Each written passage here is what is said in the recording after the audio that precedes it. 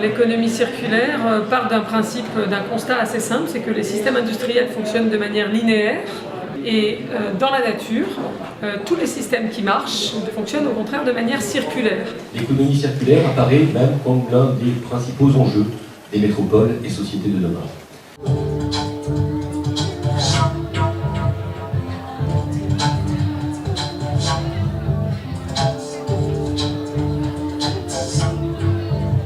Le travail qu'on a fait dans ce cadre-là est un travail de recherche pour arriver à faire un lieu d'excellence en termes d'économie circulaire qui a réuni tous les acteurs qui étaient autour de la table ronde.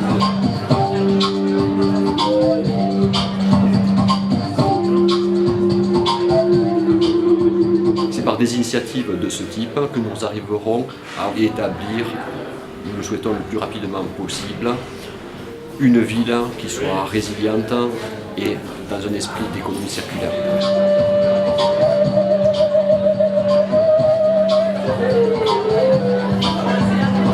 Mon témoignage était celui d'un chef d'entreprise qui émane d'une dynastie de bétonneurs depuis 4 générations. On est des brownfielders, c'est-à-dire qu'on donne une deuxième vie à des friches industrielles polluées pour les transformer en villes durables.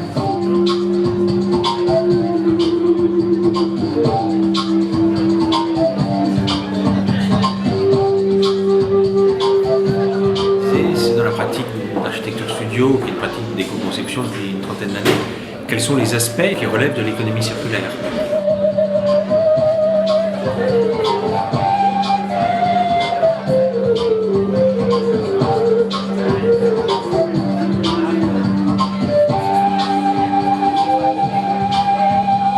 On part dans 22 pays pendant 17 mois à la rencontre de 100 initiatives. Le premier objectif, c'est identifier 100 solutions innovantes en économie circulaire. Je pense qu'il faut transmettre ces histoires de tour du monde.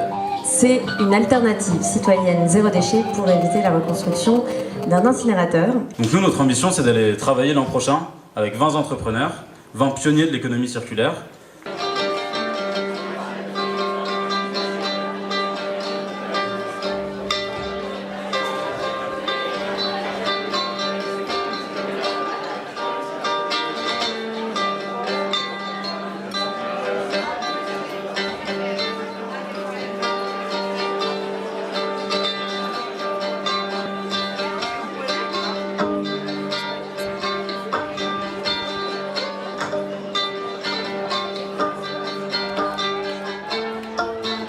Grand événement, là, on a fait 3 jours d'états généraux de l'économie circulaire où on a eu envie, où j'ai eu envie de faire de la politique autrement et de dire que les lignes politiques qu'on écrivait pouvaient être écrites par un ensemble d'acteurs. Pour que ça avance, il faudra de la confrontation parce que cette façon de penser la ville heurte beaucoup les lois dominantes du marché.